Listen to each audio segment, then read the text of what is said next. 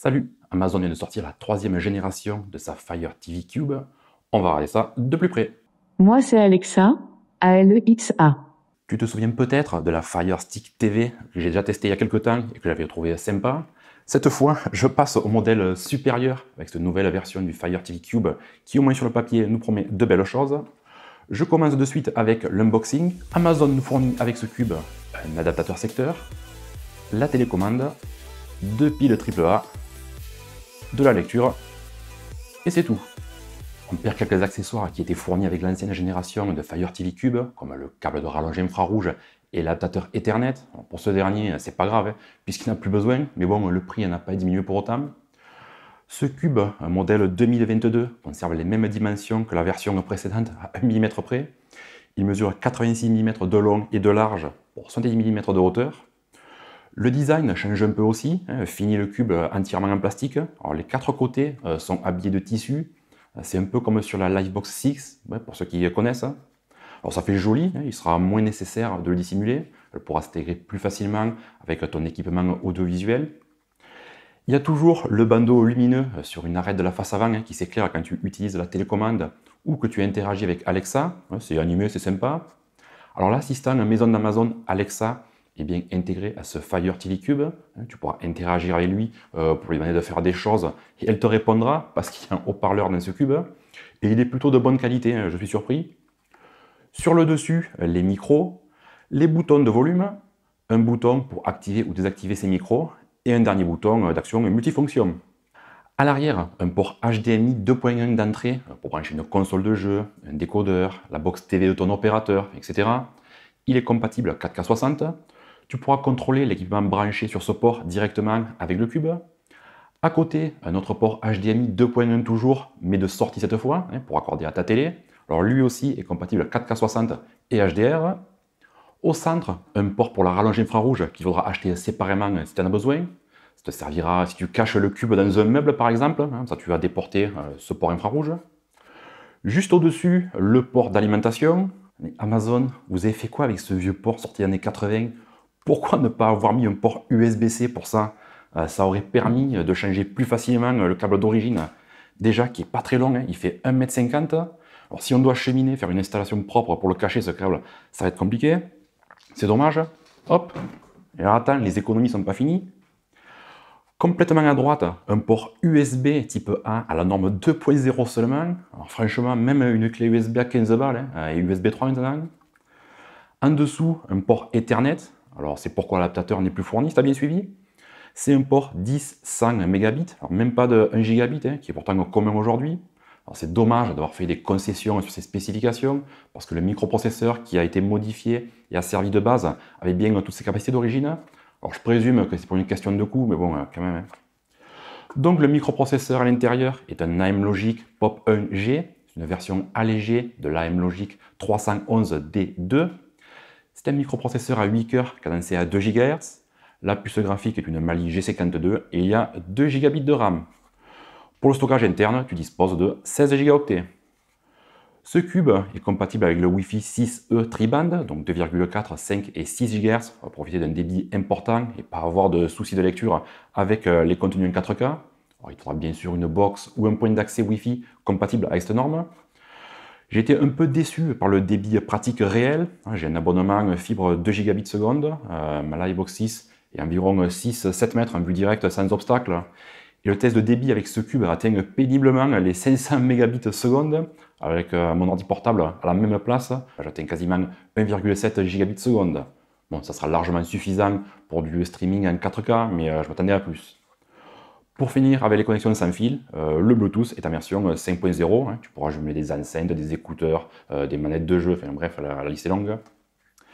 Les contenus pourront être affichés en 4K UHD jusqu'à 60 images par seconde. Le cube prend en charge la norme HDR, HDR10, HDR10+, HLG, Dolby Vision. Il faudra quand même t'assurer que ta télé est bien compatible aussi pour en profiter.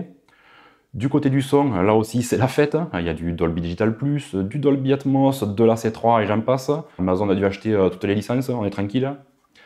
Je parle rapidement de la télécommande. C'est le modèle de base, elle n'est pas rétroéclairée. Il faudra investir dans le modèle Pro pour ça. Il y a un micro pour le contrôle vocal, 4 touches d'accès rapide vers les services de streaming, dont Prime Video et Amazon Music, hein, on n'est jamais mieux servi que par soi-même, plus Netflix et Disney+. Alors bon à savoir, cette télécommande n'est pas indispensable, parce que tu peux utiliser celle de ta télé que tu as déjà pour naviguer dans l'interface, ça se programme tout simplement dans les options. Allez, je branche tout ça et on regarde ce que ça donne. Pas de surprise, hein, c'est toujours Fire OS qui fait fonctionner ce cube. Hein. On en est à la version 7.6.0.7. Si tu ne connais pas, c'est un système d'exploitation basé sur Android. Alors, pas de grande surprise, hein, ça ressemble à ce qu'on a déjà vu sur les Fire Stick TV, même si on a eu droit à un léger listing il y a quelques semaines. Le principe ne change pas, hein, tu es hyper guidé, tout est bien expliqué pour le processus de mise en route et d'installation, hein, tu ne devrais vraiment pas avoir de problème. Il y a quelques applications qui sont préinstallées et Amazon propose son propre App Store pour en rajouter. Il est bien moins fourni que celui de Google, mais les plus grosses applications sont bien présentes. Il y a bien les services de streaming les plus populaires comme MyCanal, OCS, Apple TV, Crunchyroll pour la vidéo par exemple, Spotify et Deezer pour l'audio. Il est possible de bidouiller pour installer des applications qui ne sont pas officiellement présentes. Si ça t'intéresse, laisse un petit commentaire, je ferai une vidéo séparée pour ça. La navigation est rapide, c'est fluide. Amazon annonce que ce cube est 2 fois plus puissant que la Fire TV Stick 4K Max, qui est le modèle haut de gamme des sticks Amazon. Alors, effectivement, ça marche très bien, les applications démarrent au quart de tour, tu navigues dans l'interface sans que ça ralentisse. Alors, maintenant, est-ce que c'est 2 fois plus rapide? Je dirais pas ça, même si ça va très vite. Surtout pour le futur, qu'il n'y a pas trop de soucis à se faire. Comme les applications sont de plus en plus lourdes au fur et à mesure des mises à jour, ça devrait rester fluide un bon moment avec la puissance qu'on a en réserve. Allez, j'ouvre Prime Video pour la petite démo avec les anneaux de pouvoir. Une chouette série, j'attends la saison 2 maintenant. 4K UHD et HDR sont dispo. Profitez d'une belle image. Ça va peut-être rendre un peu moins beau en filmant l'écran comme je fais, mais tu peux me croire, tu vas en prendre plein les yeux et les oreilles. J'aimerais partager leur insouciance.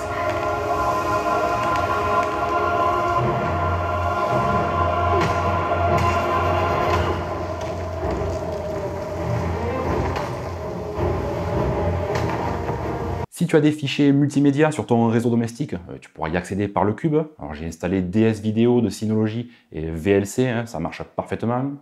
En plus, si tu as des médias qui ne sont pas en 4K, ce cube a la fonction Super Résolution Upscaling pour les afficher en 4K quand même. Alors ça marche plutôt bien pour un usage quotidien, bon, sans atteindre la qualité d'un média 4K natif, mais c'est quand même très propre. Si tu es fan du truc, tu peux contrôler le cube à la voix avec Alexa pour rechercher un film par exemple. Alexa, ouvre Prime Video. Voici Prime Video. Tu pourras aussi jouer, il y a des jeux à télécharger sur cet App Store. Alors, je ne suis pas un grand gamer, donc c'est pas quelque chose que je vais utiliser souvent. Alors j'ai vu qu'il y avait des émulateurs de célèbres consoles de jeux, tu trouveras ça facilement sur le net.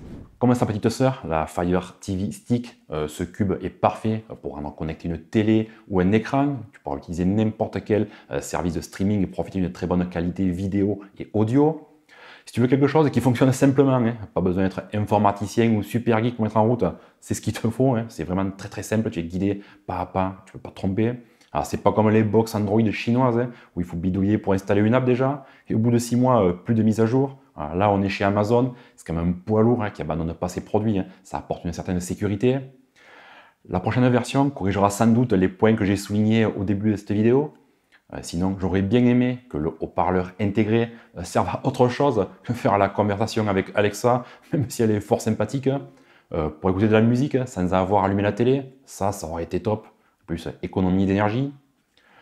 Pour la concurrence, il y a la célèbre Shield TV de Nvidia. Alors là, c'est plutôt le modèle Pro qui s'opposerait à ce Fire Cube TV 4K. Je pense que la Shield Pro sera plus destinée aux gamers quand même, ceux qui jouent en cloud gaming avec GeForce Now. Elle est un peu plus chère, elle fait 40 € de plus. On a aussi l'Apple TV 4K qui commence à 170 €. On bascule dans l'écosystème iOS cette fois. Pour finir, tu peux trouver ce Fire Cube TV 4K 3e génération aux alentours de 160 €. Alors fais attention, parce que l'ancienne génération est toujours en vente. Elle se négocie aux environs de 120 €. C'était ma présentation et test de la nouvelle Fire TV Cube 4K d'Amazon. Si tu as des questions, laisse-les en commentaire, je réponds régulièrement. N'oublie pas de mettre un pouce en l'air, abonne-toi et active bien la petite cloche pour être prévenu de toutes mes nouvelles vidéos. Je te dis à bientôt et toujours l'accent du Sud. Ciao!